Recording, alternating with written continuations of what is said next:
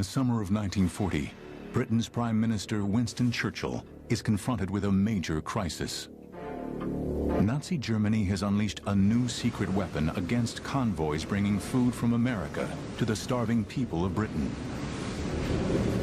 It is the Focke-Wulf Condor, the first military aircraft able to fly within range of the United States eastern seaboard. Churchill christens the Condor the scourge of the Atlantic. The Condors wreak destruction on a massive scale. In a matter of months, they sink nearly 1 million tons of Allied shipping. The Condor crews are the elite of the Luftwaffe. They mount daring bombing attacks at low altitudes. But the Condors have another, even more sinister role to play. The Condor served two roles for the German Navy. It was a bomber attacking Allied ships, but it also became the eyes and ears of the U-boat fleet, able to spot oncoming convoys and signal their presence to the U-boat commanders. There were areas in the Atlantic where the Allies could provide their merchant convoys with no protection against German reconnaissance and bombing aircraft. That meant in those areas that the Germans could send either long-range bombers or long-range reconnaissance aircraft to spot and to direct the U-boats into those areas. And it was those areas that the U-boats had freedom of movement to attack the convoys. The alliance between Condors and U-boats threatens to bring Britain to her knees. Winston Churchill admits it is his greatest concern. Desperate for a solution, Churchill suggests a daring plan. British and American battleships are equipped with steam-powered catapults that launch spotter planes. Could such a catapult device be installed on the decks of merchant ships to launch fighter aircraft? But no existing catapult is powerful enough to launch a heavy fighter like the Hurricane. So Churchill seeks help from a top-secret research unit called the Royal Aircraft Establishment, located in Farnborough, England.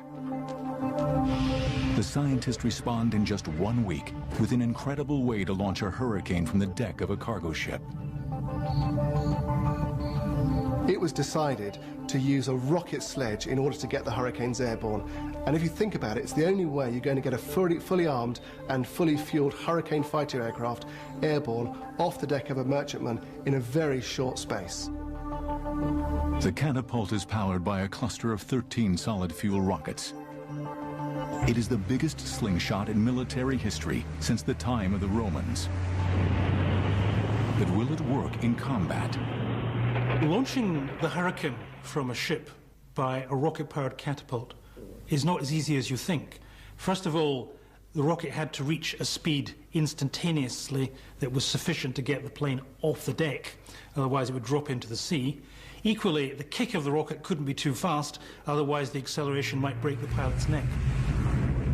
The first manned test flight is successful, but there is one major problem with the catapult idea. Once launched, there is no way the pilot can return to the ship. The principal reason for the introduction of the Hurricane was essentially as a stopgap measure. This is a one-way mission and possibly a suicide mission. The modified Hurricanes, called Hurricats, will be flown only by volunteers. The first battle between a Hurricat and a Condor is on August 3rd, 1941.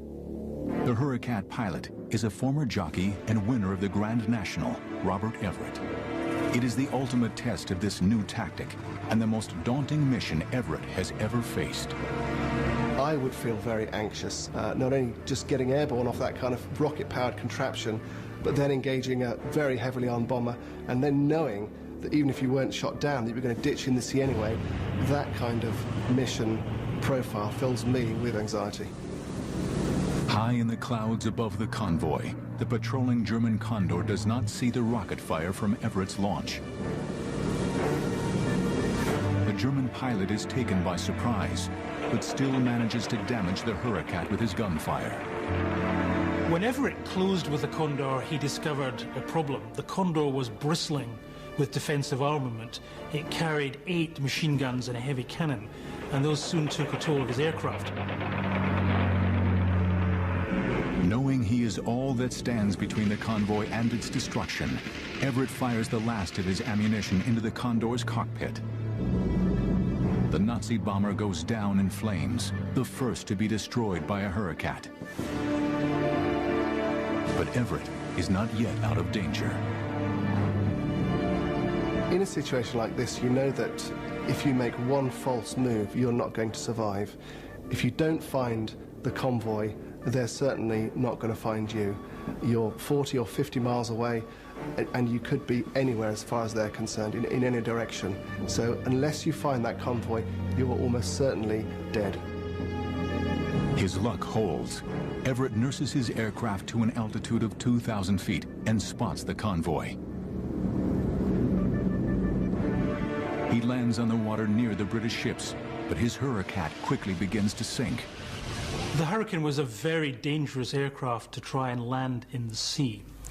It tipped over very easily, and that's what happened to Everett. As soon as he hit the water, the plane flipped over on its back and began to sink, and down he went with it. He had to fight very hard to get the cockpit canopy open, and he was very lucky to manage to struggle to the surface. King George VI awards Everett the Distinguished Service Order for shooting down the Condor. Everett is killed the following year while in active service. But the Hurricat ships have turned the tide against the Condors. I think the principal success of the Hurricats was the deterrent effect it had on German reconnaissance aircraft, in that after they were intercepted and after the first one was shot down, the Germans were less and less inclined to press home attacks or reconnaissance missions against convoys.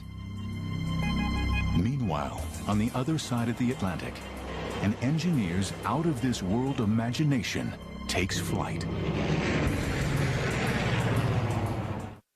You are watching Secret Allied Aircraft of World War II here on the History Channel.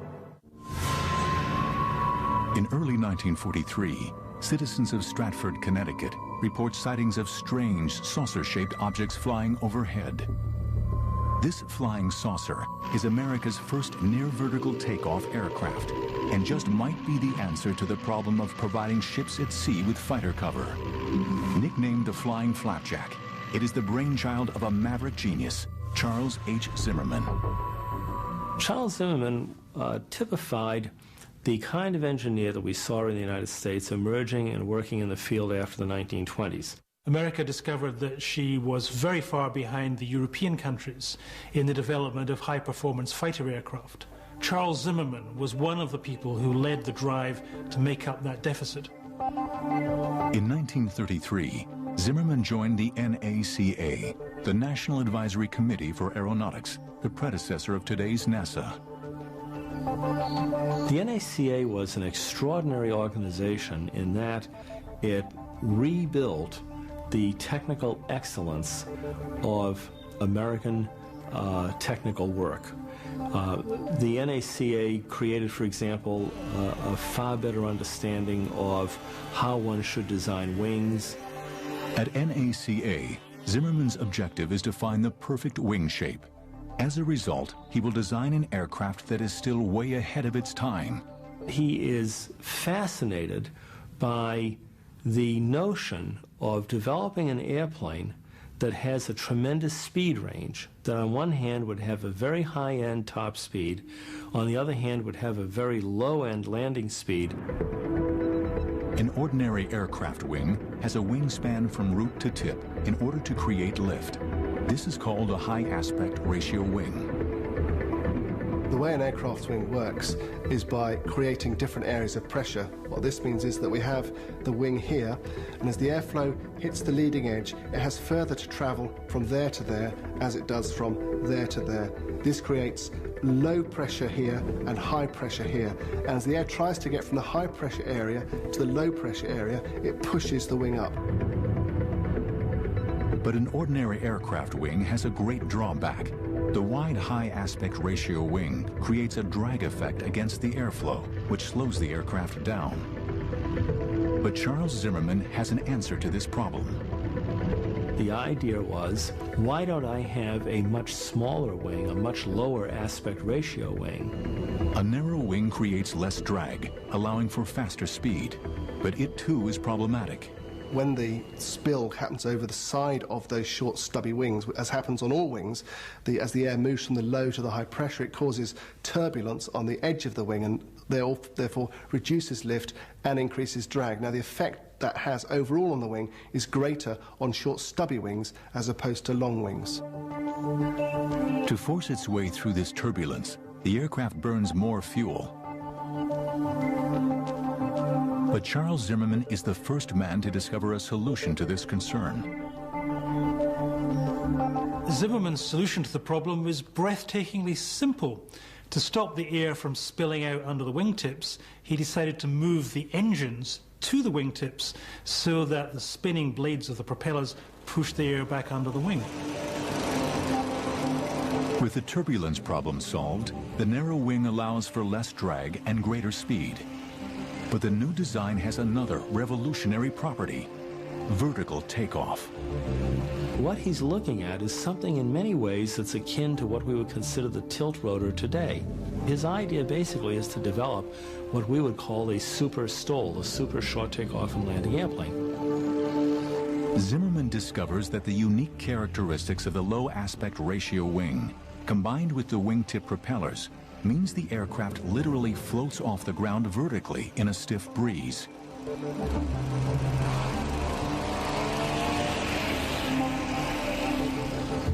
In 1939, as war clouds gather over Europe and the Pacific, the U.S. Navy orders a prototype fighter based on Zimmerman's revolutionary concept. It is called the V-173.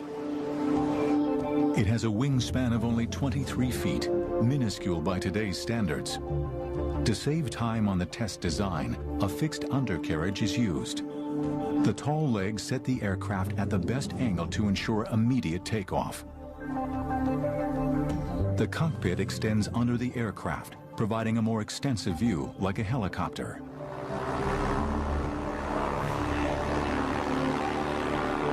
The V-173 flies for the first time on November 23, 1942, with Vaught's chief test pilot, Boone T. Guyton, at the controls.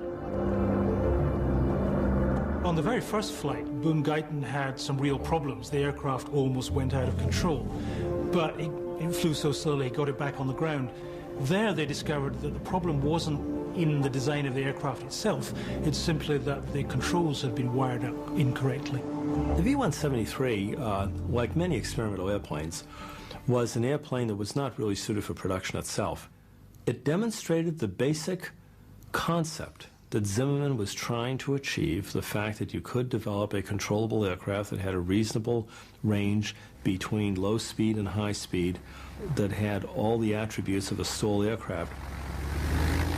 After some adjustments, the flying flapjack soon performs as Zimmerman predicted.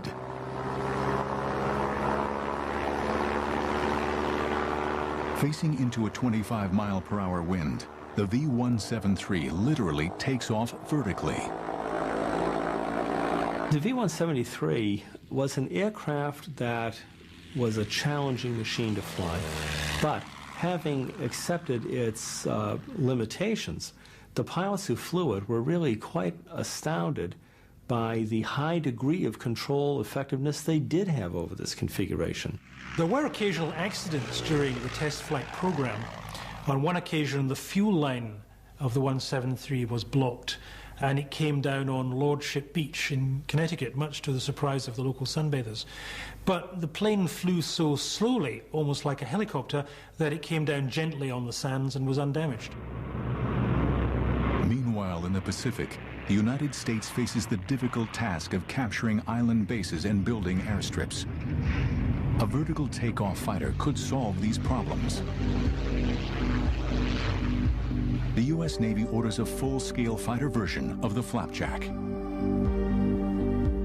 This new fighter aircraft is designated the XF-5U.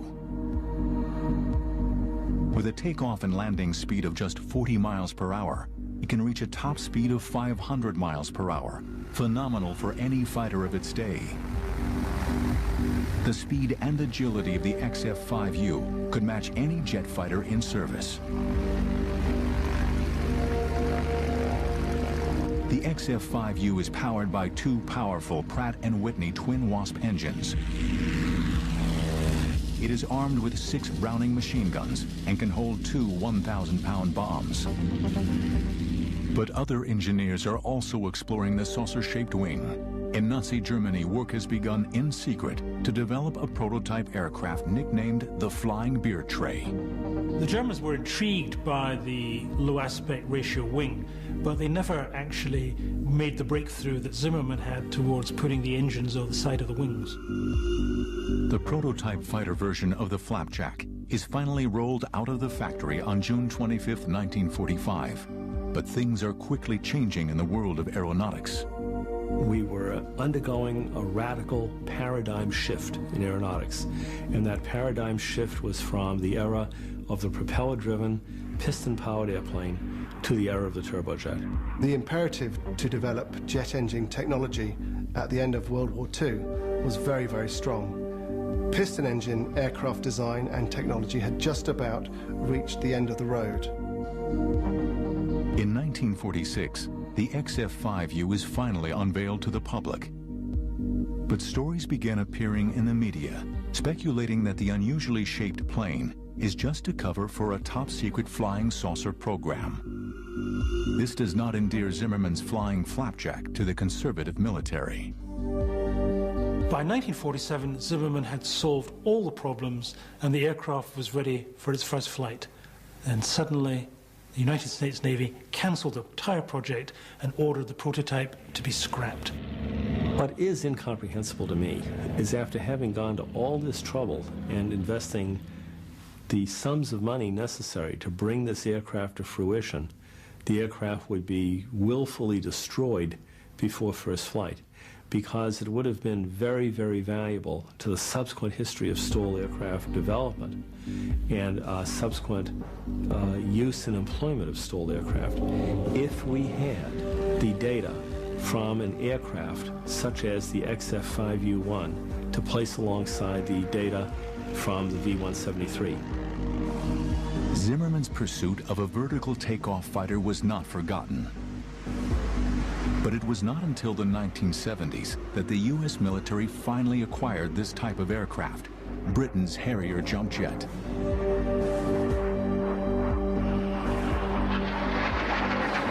Ultimately, Zimmermann's Flapjack was sidelined by the United States' interest in a new technology, jet power. You are watching Secret Allied Aircraft of World War II here on the History Channel.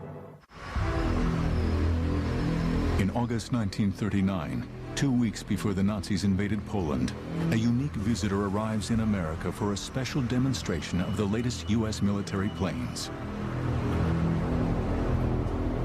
He is Ernst Udet, the man in charge of aircraft development for Hitler's new air force, the Luftwaffe.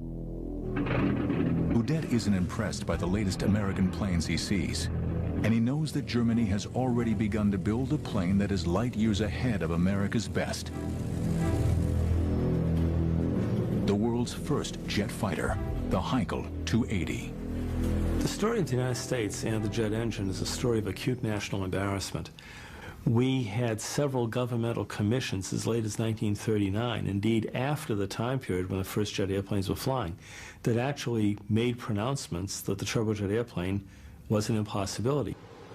Yet some imaginative engineers were already thinking about jet propulsion, despite official opposition to the idea.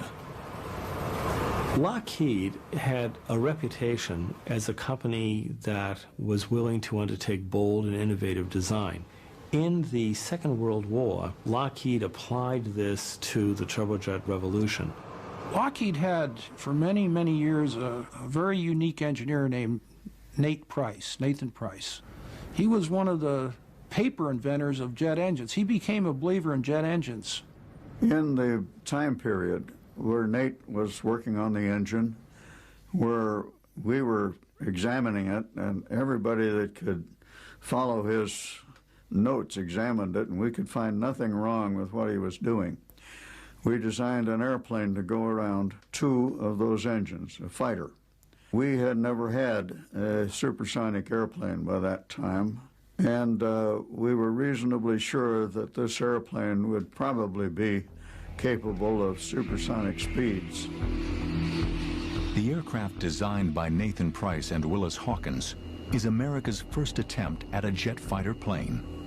Called the Lockheed Model L-133, it is designed around a canard layout, meaning the control fins used to climb and dive are located at the front of the aircraft. The L-133's revolutionary features make it an aircraft well ahead of its time. It had, in its original concept, an afterburner. And nobody had ever talked about an afterburner in Great Britain or in the United States or Germany that I know of. But the L-133 is never built. Before the bombing of Pearl Harbor, the United States military was not convinced that jet aircraft are feasible. But a trip to Great Britain by a senior U.S. officer changes everything. In April of 1941, Hap Arnold, who was the chief of the Army Air Corps at that time, soon to be the Army Air Forces, goes to England. He says to his host, in effect, you know, some of my technical people are telling me, as odd as this may sound, that perhaps we should be looking at gas turbines. And the answer he gets is, absolutely. Do you want to see our airplane? Arnold is shown the Gloucester Whittle prototype, the first British turbojet airplane.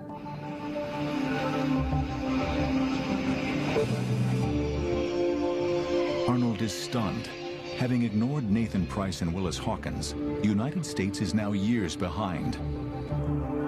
Arnold makes the bold decision to seek out America's long-ignored aviation geniuses and offer them lucrative research contracts.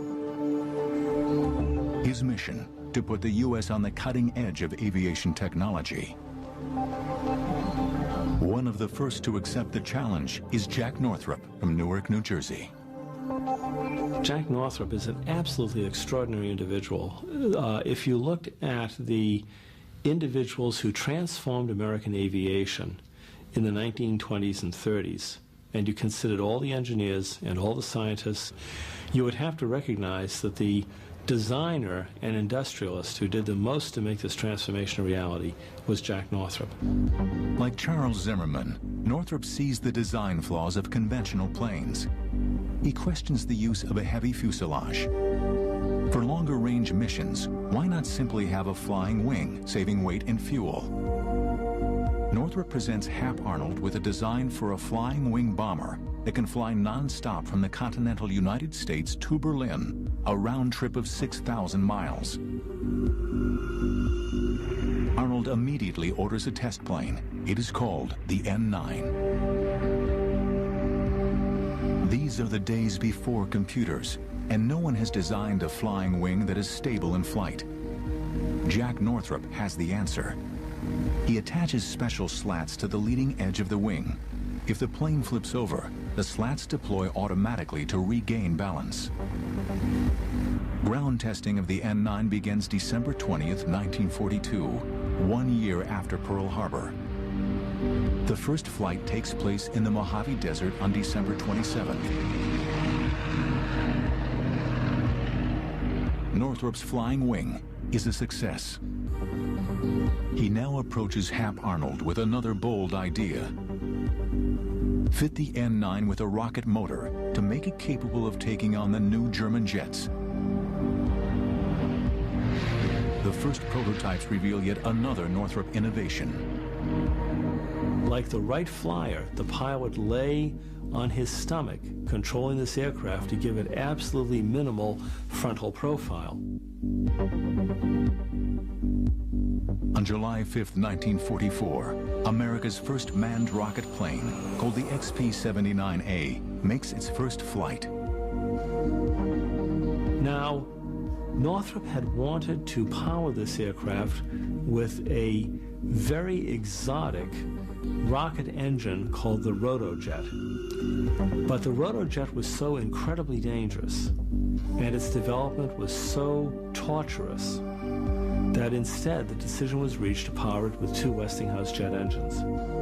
The Army calls this version the XP-79B.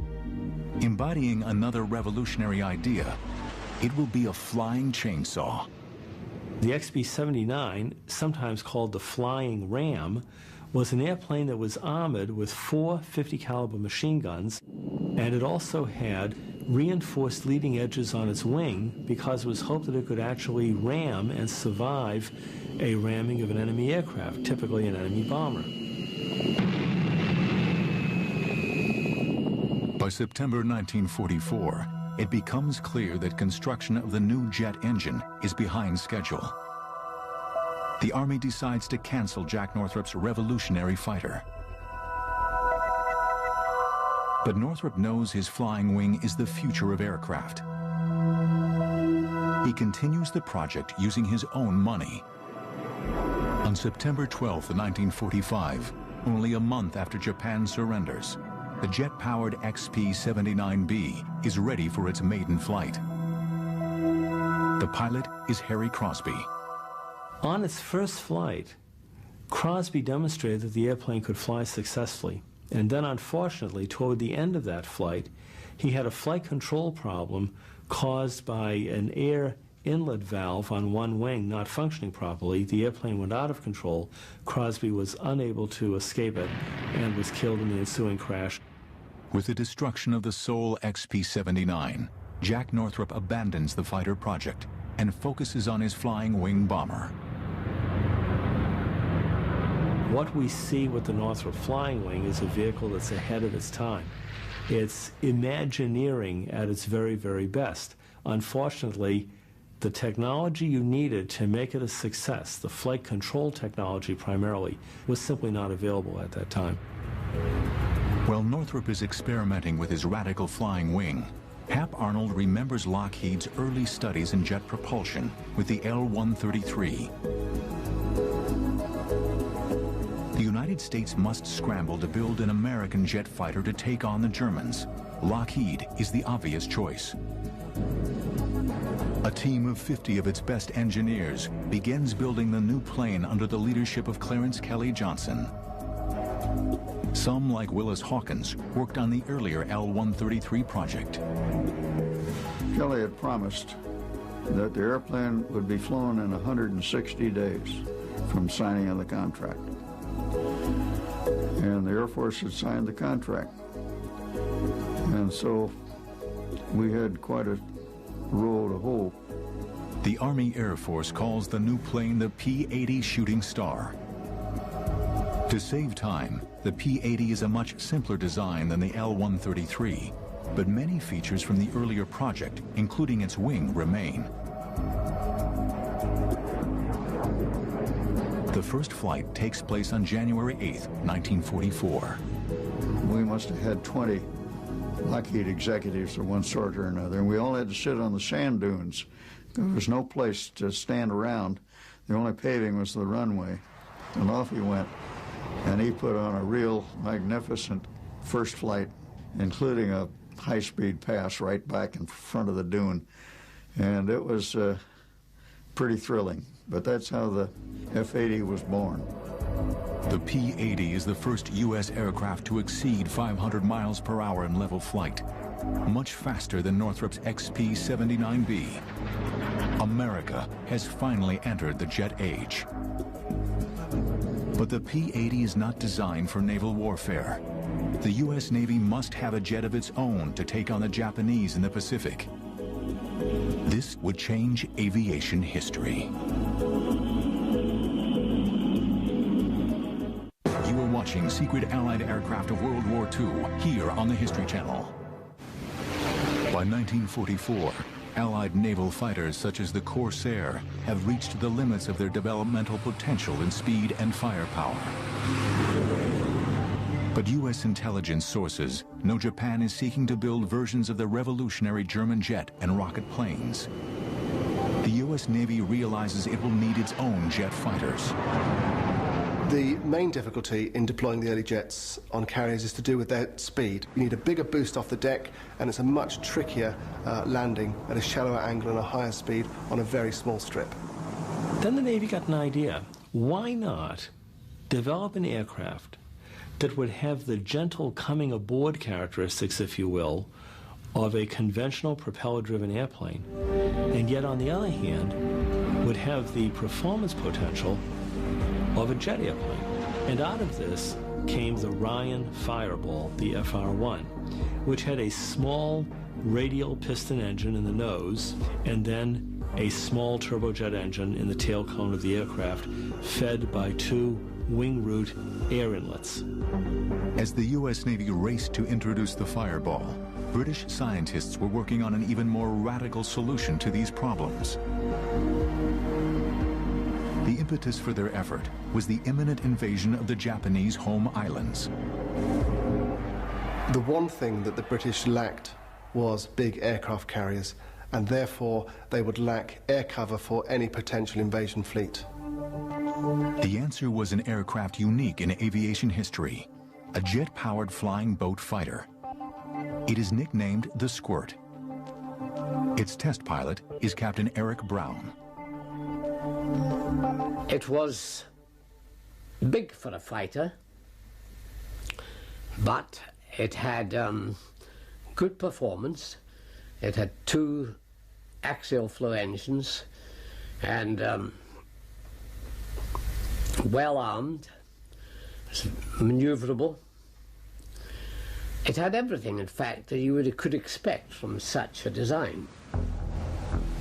Despite its ugly shape, the Squirt could reach speeds of over 500 miles an hour.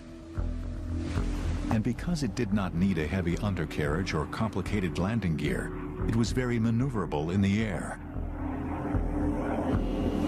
But operating from water was dangerous.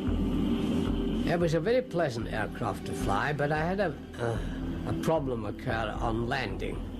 I touched down and I was running along at about 100 miles an hour, quite smoothly, when there was a tremendous crash.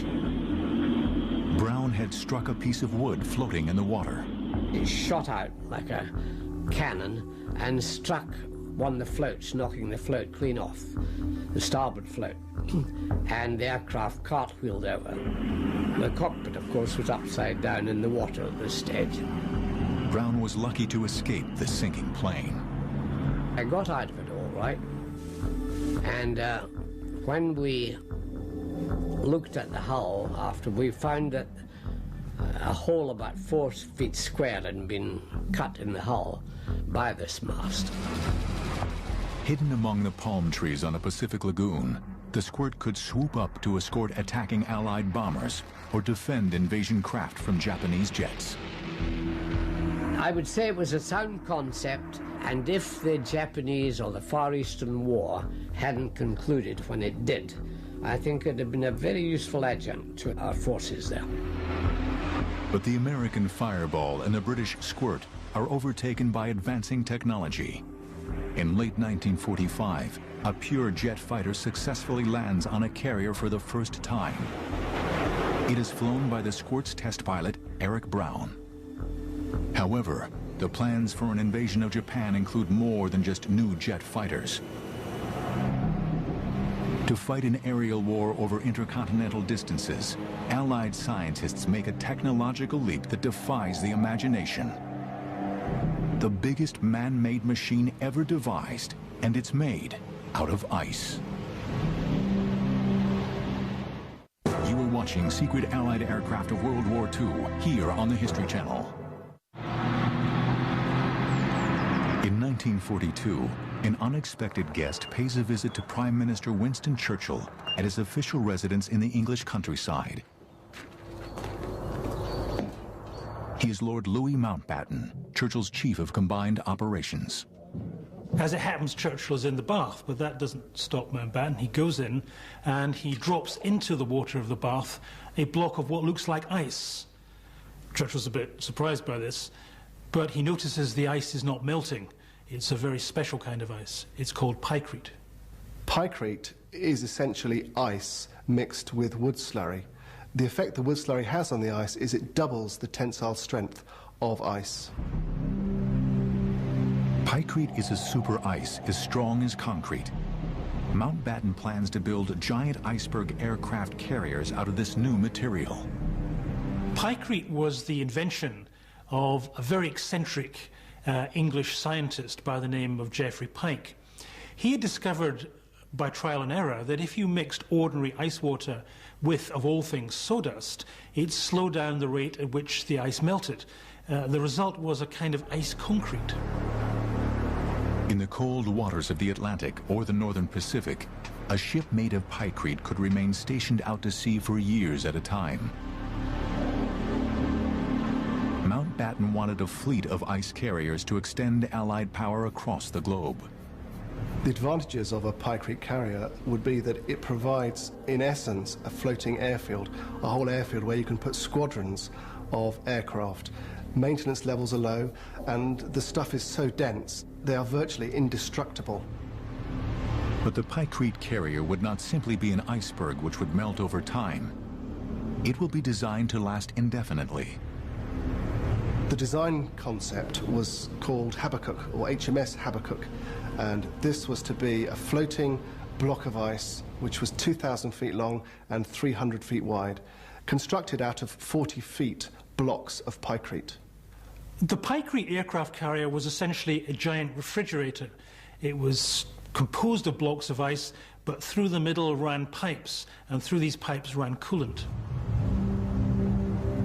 Several times larger than the Statue of Liberty, Habakkuk would have been the largest floating construction ever built.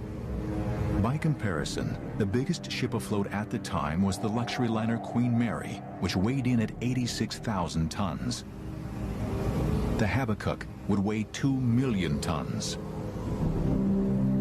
After Mountbatten's visit, Churchill writes a memo on December 7, 1942.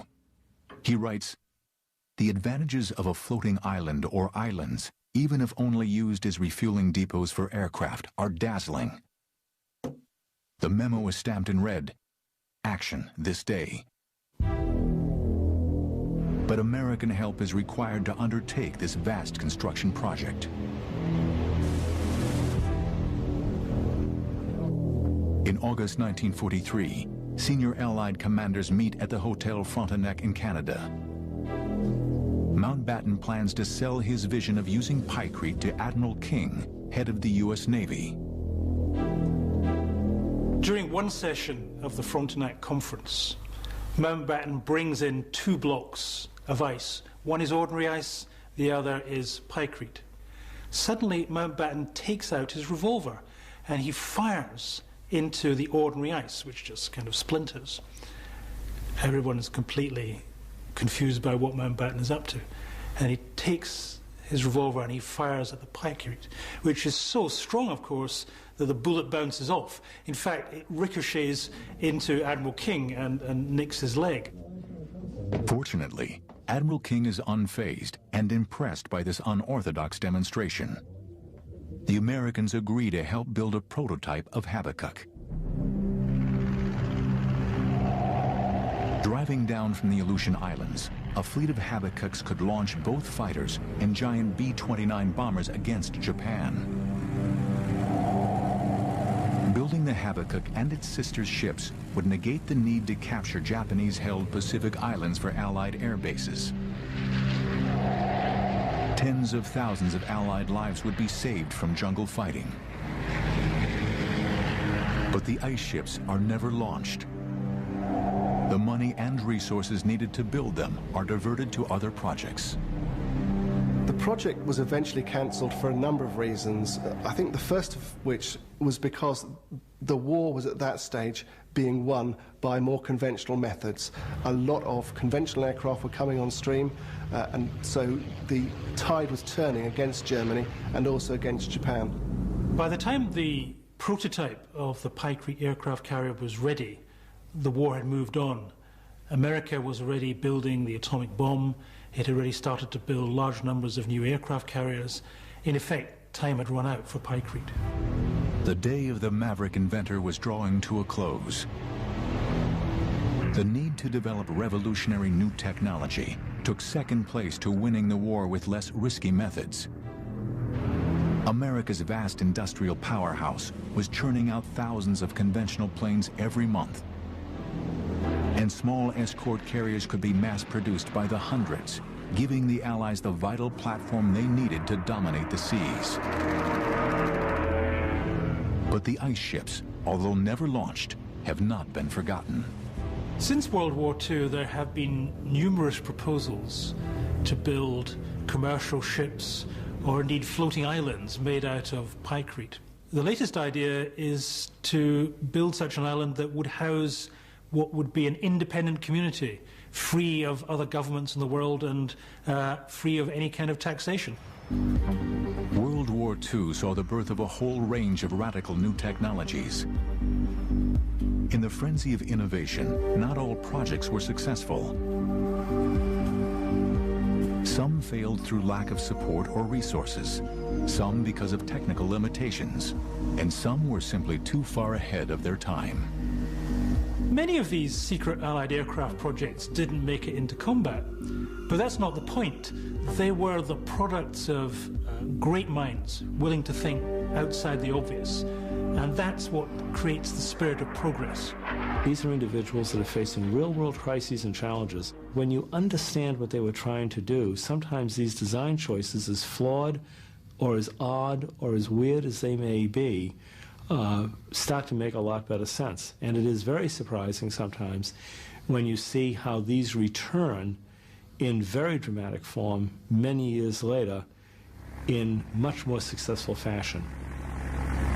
Charles Zimmerman's original flying flapjack didn't really take off, but his dream of vertical takeoff has inspired aircraft designers ever since.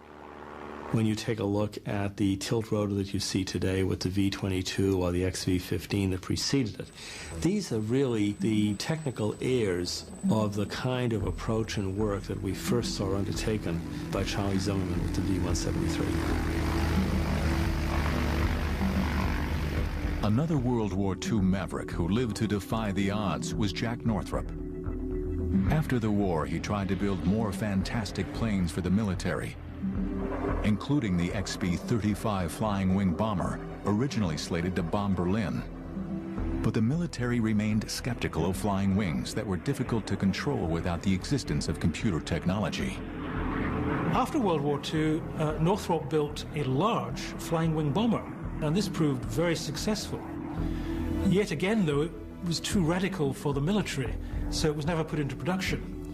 And that cost Northrop a lot of money. As a result, he lost control of his company. But Jack Northrop would have the last laugh. Before he died, he was taken to where Northrop was working on the B-2, and he looked at the assembled individuals there who included a galaxy of Northrop designers and engineering personnel, and he said, "Now I know why God has let me live so long." Northrop's World War II flying wing is the forefather of the B-2 Spirit stealth bomber, which flies over the Mojave Desert today, just as its predecessor did when it first ventured into the skies.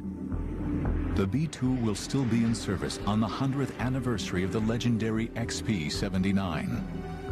In the end, Northrop and his fellow mavericks proved one thing: genius is the ultimate weapon.